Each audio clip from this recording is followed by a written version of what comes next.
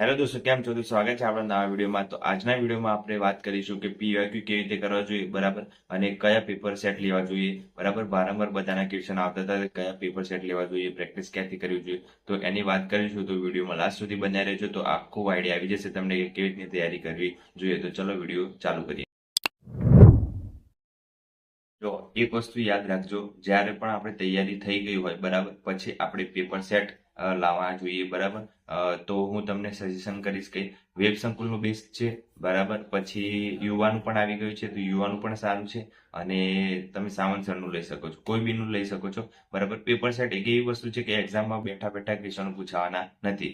આપણે ખાલી self practice કરવાની છે કે આપણે કેટલું આવડવું છે, આપણને એમાંથી કેટલું આવડે છે, બરાબર. તો સિમ્પલ આપણી જે તૈયારી છે એને બૂસ્ટ કરવા માટે અને આપણી અંદર કેટલું આવડ્યું છે હવે આપણને એ આપણી જાતને પારખવા માટે આપણે પેપર સેટ કરતા હોઈએ છીએ. એમાં માર્ક્સ ઓછા આવે કે વધારે આવે એમાં ખુશ થવાની જરૂર નથી, બરાબર, અને દુઃખી પણ થવાની જરૂર નથી. એ એક ખાલી આપણી પ્રેક્ટિસ છે, બરાબર. એટલે પ્રેક્ટિસ કરવા માટે કોઈ બી ના પેપર લઈ શકો છો. અત્યારે બધાની પેટર્ન બધાને ખબર જ હોય છે, એટલે કેવી રીતે તૈયારી કરવી જોઈએ એ બધું પેપરમાં વિધાનવાળા બધા આપેલા જ હોય છે, બરાબર. તો કોઈ બી નહીં લઈ શકો છો, એટલે વાંધો ના આવે. પીવાયક્યુ કોના કરવા જોઈએ? પીવાયક્યુ જૂના 2-3 પેપર છે એ ઉઠાઈ લેવાના, બરાબર. જેમ કે તલાટીની લીધી હતી, બરાબર, પછી જુનિયર ક્લાર્કની અને કોન્સ્ટેબલની આ 3 પેપર હતા એ લઈ લેવાના. પછી વધારે કરવું હોય તો ડીવાયએસઓ કાં તો એસટીઆઈ બંનેમાંથી કોઈ એકાદું કે 2 વર્ષના લઈ લેવાના, એટલે વાંધો ના આવે, બરાબર. પીવાયક્યુ એટલું જ છે, વધારે ઇનફ કરવાની જરૂર નથી, બરાબર. અને બીજું કે ધ્યાન શું રાખવું જોઈએ?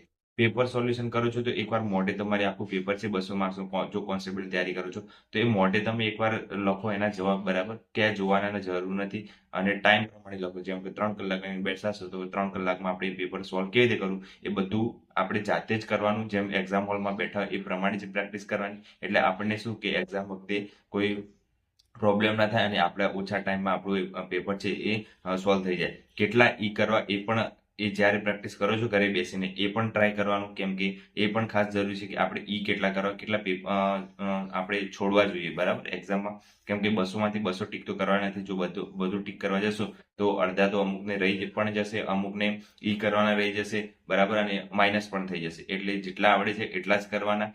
શરૂઆતમાં જ્યારે તમે પેપર લો છો ત્યારે એમ પેલા ક્રોસ ચેકિંગ કરી લેવાનું કે મને કેટલા આવડે છે, બરાબર. પછી સોલ્વ કરવા વાળા કેટલા છે અને નથી આવડતા એ કેટલા છે. 3 ફેઝમાં આપણું પેપર છે એ સોલ્વ થઈ જવું જોઈએ. શરૂઆતમાં જ્યારે કરો છો ત્યારે 1 લાઈન શોધી લેવાના, આપણને કેટલા આવડે છે એ જોઈ લેવાના. પછી સોલ્વ કરવા વાળા કેટલા છે, જેમ કે વિધાનવાળા છે, દિમાગ દોડાવવાનું છે, બરાબર, એવા બધા પેપર હોય તો બીજા નંબરે રાખવાનું. ત્રીજા નંબરે જે છે આપણને આવડતા નથી એ સાવ આપણે રાઉન્ડ જ કરીને રાખવાના. એટલે આપણે આઈડિયા આવે. કોઈ બી વસ્તુ કરી શકો, સ્ટાર રાઉન્ડ કોઈ બી વસ્તુ કરી શકો. નથી આવડતું ચોકડી મારી દેવાની, કઈ બી કરી શકો છો એમ.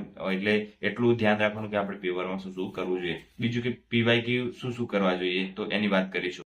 તો મારી જોડે પીવાયક્યુ માટે અલગથી બુક નથી. મારી જોડે જીપીએસસી ની બુક છે, બરાબર. આમાંથી જ બધા પેપર છે એ સોલ્વ કર્યા છે મેં, બરાબર. અને આમાંથી જ કરવાનું છે. કઈ વધારે છે નહીં. જે આપણે ટોપિક કરીએ છીએ, જેમ કે બંધારણ સબ્જેક્ટ કરીએ છીએ તો બંધારણના લઈ લઈને આપણે સોલ્વ કરવાના પીવાયક્યુ કે કેવા ટાઈપના ક્વેશ્ચનો પૂછાય છે.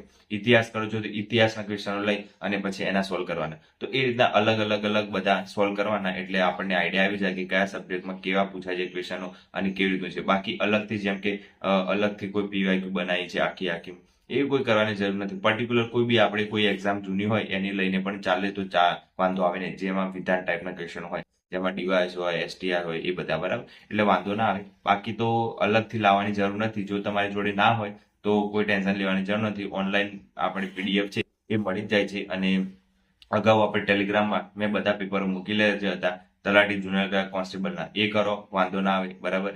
એ પાછી સોલ્યુશન વાળા છે એટલે જોઈ લેજો. અંદર જવાબ પણ આપેલા છે મેં, તો એ જોઈ લેજો એકવાર ટેલિગ્રામમાં જઈને, બરાબર. અને બીજું કે શું શું ધ્યાન રાખવું જોઈએ? તો તૈયારી કરો છો તો આપણે મેન વસ્તુ છે બંધારણ વસ્તુ લો છો, બરાબર. તો બંધારણમાં કેવા ટાઈપના ક્વેશ્ચન પૂછાય છે, અનુચ્છેદ કેવા પૂછાય છે, વિધાન ટાઈપના કેવા પ્રશ્નો પૂછાય છે, પછી આ પ્રશ્નો કયા પૂછાતા નથી એ પણ ખાસ ધ્યાન રાખવાનું.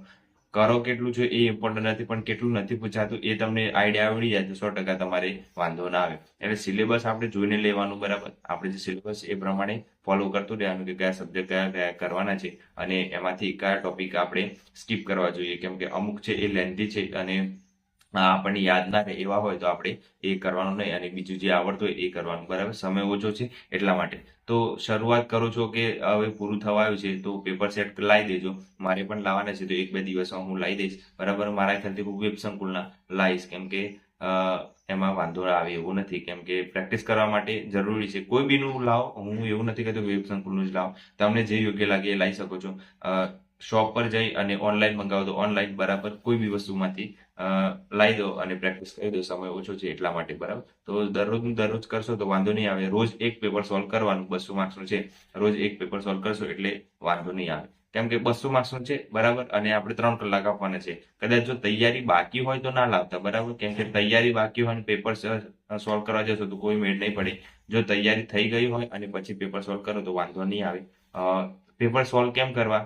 કેમ કે આપણને આઈડિયા આવે કે એક્ઝામ હોલમાં કેવી રીતનો માહોલ હોય છે અને આપણે ઘરે બેસીને એ રીતના માહોલ ક્રિએટ કરવાનો, એટલે આપણને આઈડિયા આવે, બરાબર. એટલા માટે છે. બાકી તો આપણને એમાંથી બેઠા ક્વેશ્ચનો તો પૂછાવાના નથી કોઈ બી એક્ઝામમાં, પણ આ તો પ્રેક્ટિસ કરવા માટે હોય છે. બાકી લાવો ના લાવો કઈ વાંધો આવે નહીં. બાકી તૈયારી થઈ ગઈ હોય તો લાવજો, અને તૈયારી બાકી હોય તો પોતાના જે સબ્જેક્ટ બાકી છે એ બધા પૂરા કરવાના. જો મેથ્સ રીઝનિંગ બાકી હોય તો ખાસ કરી દેજો. મેથ્સ રીઝનિંગ સ્કોરિંગ સબ્જેક્ટ છે એટલા માટે. એટલે નોટ્સ બનાવેલી તો નોટ્સનો યુઝ કરો.